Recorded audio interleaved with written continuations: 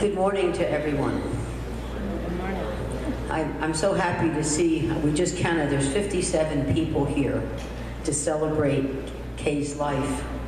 And I know there'll probably be another couple thousand that are been grateful and been touched by her life. And I'm so glad we decided not to have it in the chapel, because it certainly wouldn't accommodate everyone. So today we're here to celebrate the life of a very, very special woman, a very special friend who has touched each and every one of us in our own way. So I'd like to start our service with music by her grandsons, and they are going to play Amazing Grace.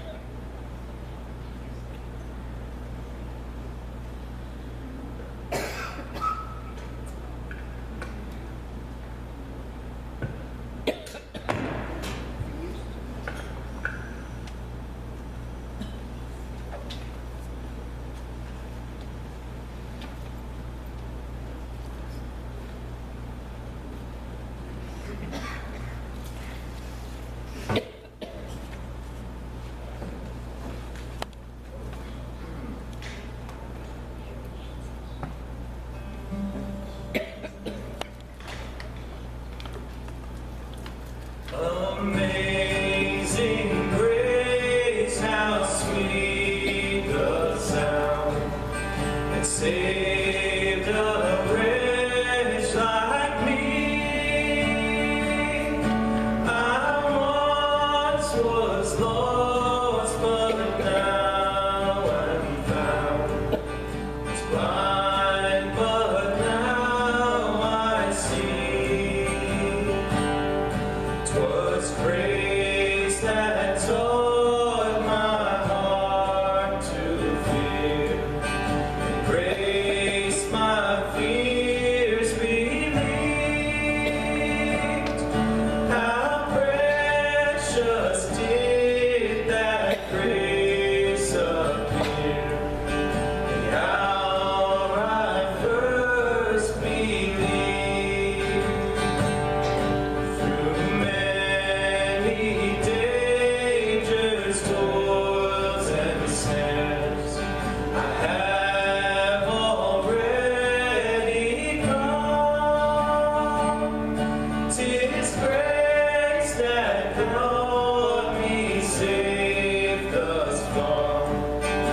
Grace will lead me home.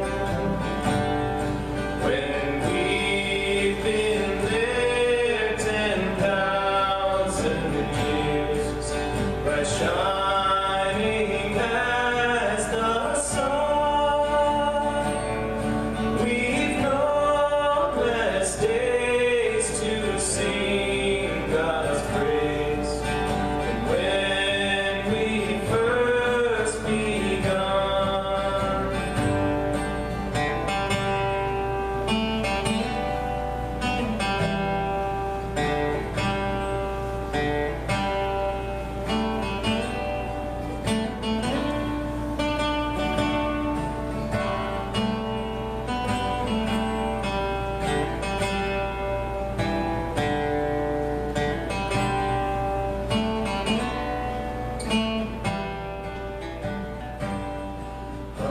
Amazing grace, how sweet the sound that saved a wretch like me. I once was lost, but now am found. Was blind, but now I see.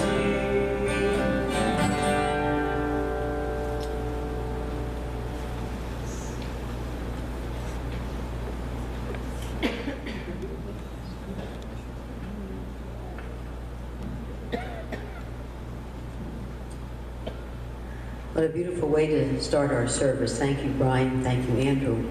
I know Kay's up there, very, very proud of you. So we gather here this morning to celebrate the life of your beloved Kay. And let us always remember that God is near all who call, who call from their hearts. Friends, we are gathered here today in the protective shelter of God's healing love. We are free to pour out our grief, release our anger, face our emptiness, and know that our God cares. We gather here as God's people, conscious of others who have died and also the frailty of our own existence on earth. We come to comfort and to support one another in our common loss.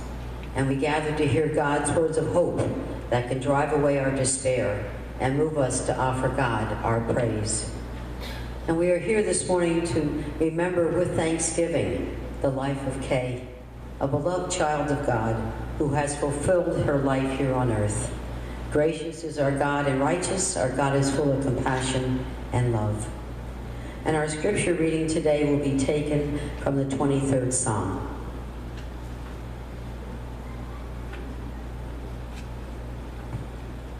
The Lord is my shepherd. I have everything I need. He lets me rest in green pastures. He leads me to calm water. He gives me new strength. He leads me on paths that are right for the good of His name.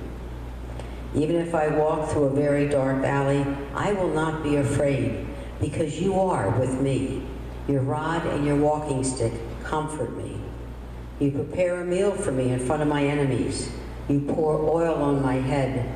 You fill my cup to overflowing. Surely your goodness and love will be with me all my life, and I will live in the house of the Lord forever. In this version of the 23rd Psalm, it tells us that God is everything that we need. And in the other version, it tells us that God is everything that we want. There's a huge difference in our lives of what we need and what we want. And now Kay has everything that she needs, being reunited at home with her Lord. And I'd like to start, but on behalf of the Moravian Village family, I would like to offer our deepest love and condolences for your great loss. It has also been a huge loss here at our village. And as you know, that Kay lived 99 3/4 years, almost to 100 in June. But Kay was such a wonderful, loving person. And she's sitting right where her daughter's sitting today. That was her favorite seat every Sunday. So we truly have been blessed. So I'd like to go back, and I'm just going to do a little bit about her life.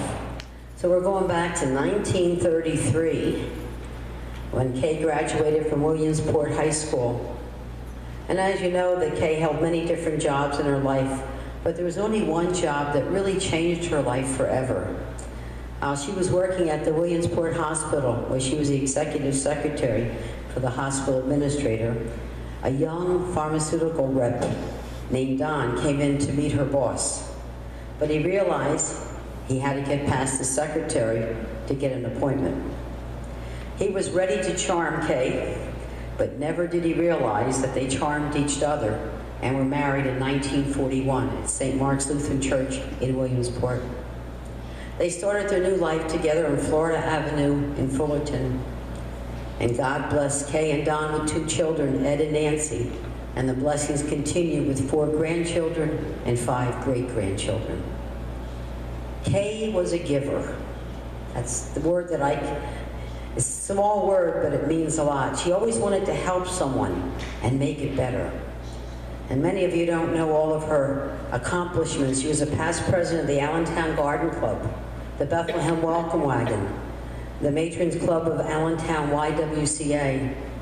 She was also a member of the Allentown Women's Club, the Lady Hamilton Club of Allentown, the Beta Sigma Phi sorority, an active member of the American Red Cross. She was also a receptionist and volunteer for Good Shepherd Muhlenberg Rehab Center. She served on the Good Shepherd Auxiliary Board and was awarded the Conrad W. Raker Award, Volunteer Award in 2004. She also served on the board of Lehigh Valley Hospital Muhlenberg Auxiliary for many years. She was a volunteer for the Moravian Village, serving as a greeter in our health center, which she did that afternoon of her life. There she was, giving again. She was also a member of St. John's United Church of Christ in Fullerton. and was member of the choir, church choir, as well as the Moravian Village Singers. And I'd like to acknowledge her friends from her church that came today, because they too have been feeling a great loss for a great friend. Kay also loved playing cards with her friends, and she enjoyed her evening meals surrounded by more of her friends. What can I say about Kay? She had friends everywhere. She'd walk into a room and everybody would go over to her. She always had a smile. She always had the love that she would emanate. And every Sunday she'd sit in the first row of church, always with a big smile on her face and love flowing to meet everyone. But what she did at church, she shared her concerns, and we prayed for her niece that was so sick. And our church service became a family of people that were helping each other and cared to pray for each other. I can honestly say that Kay touched thousands of people in her lifetime, especially the village and her St. John community. But in all of her worldly accomplishments in her life, her greatest accomplishment was her family and being a mother. When Kay would share her stories about her family, she would light up. She was so proud of all of you. She had so much in her heart that she was just overflowing with, that she just wanted to tell people. But Kay showed us many things. She showed us how to live our life to the fullest, didn't she? How to trust in God in all things, and how to truly love. We've been truly blessed because Kay has been in our lives, and I know she would want these blessings to continue to be shared with others. So when you think about Kay, you think about her with a little tear that we're not going to see her anymore, but we know she's not gone. We know that she's always in our heart and will always be a part of our lives. So at this time, I'd like to ask if anyone would like to share any memories. Heather, would you like to start? Thank you.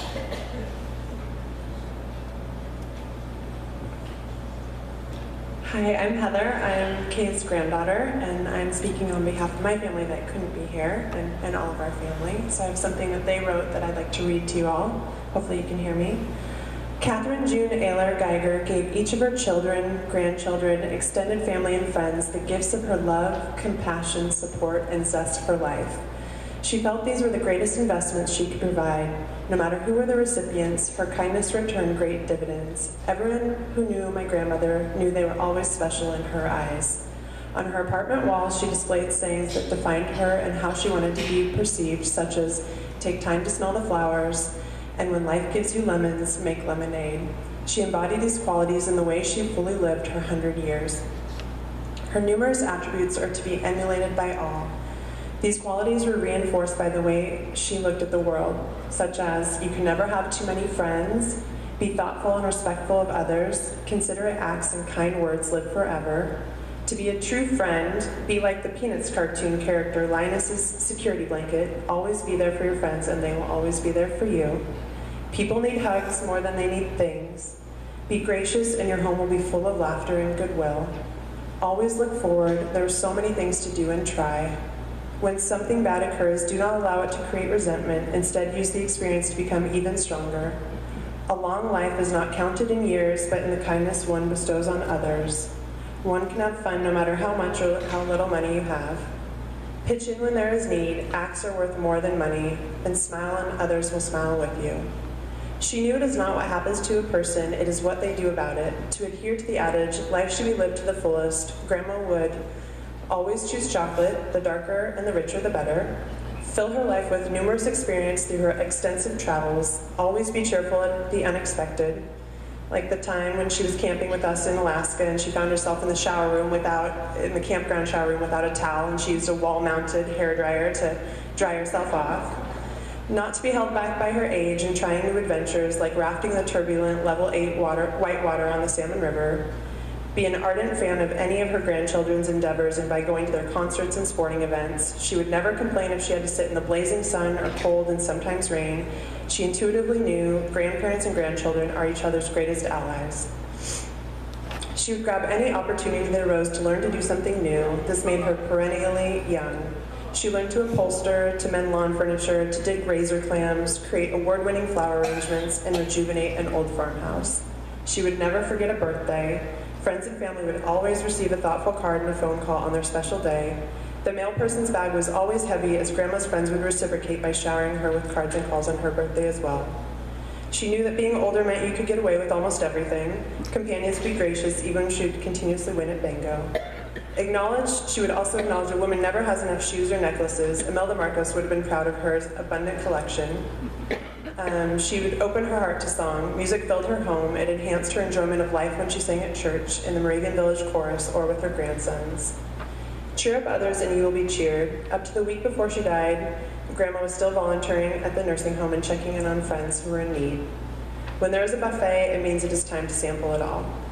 Grandma always had a smile and a kind word for everyone. Each person felt and knew for Kay they were very important, special, and loved. Whenever you were to depart, you left her presence with a large red kiss imprint on your cheek and in your heart. It embodied the love she had for you. We'll miss her very much. It is hard to not be able to talk to her every few days and to hear her voice and listen to her advice. We'll miss you.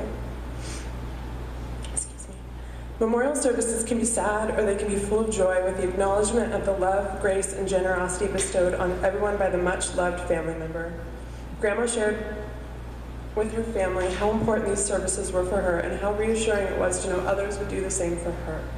So let us honor our friend, parent, and grandparent we all love by sharing our memories we have of her. Thank you.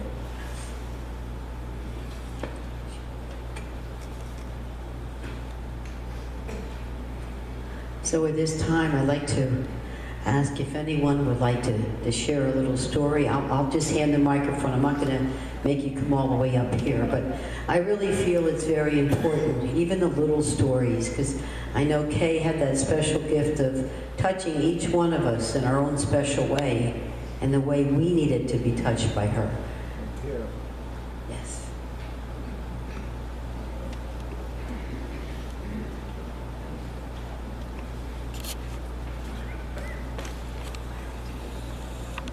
I'm Harold Thomas, the boxing star man around here, and I'm sure Kay already has a few of my boxes.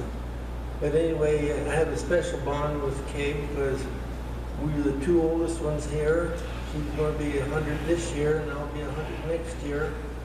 And so the main thing I wanted to mention was that she was very active here. On a Monday afternoon, she played pinochle with us. Tuesday afternoon, rummy cube, and Tuesday night, bingo, and then the one I had Thursday afternoon, 2 to 3. But the same day she passed away, after the bingo was over, I went over to Kay and said, Kay, I'm going to make you a super duper box and star for your 100th birthday, which is creeping up on us. And I said, what would you like to have on top? A cat or a dog or a bird or a flower? Oh, if you just put a pretty flower on there, I'd be happy with that. So that night, I got a telephone call, it shocked me half to death. And somebody said to me, Harold, you're the oldest one now. Kay just passed away. I could hardly believe it. But now I made two boxes instead of one. I'm going to give one to the son and one to the daughter. So I have them with me here now, and I'm going to present those to you. Have her come back. Yeah, you want to sit back here? She loved those boxes. Yeah, here I got two special ones I made here for you. One for your brother. Thank you so much. Okay, thank you. You'll miss her here. Thank you.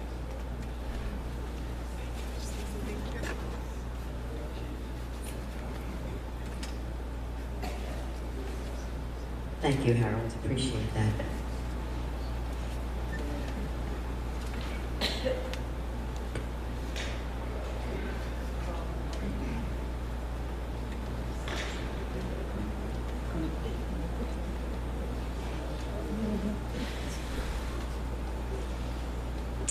Hi, everyone. I'm Mary Jane. I'm here with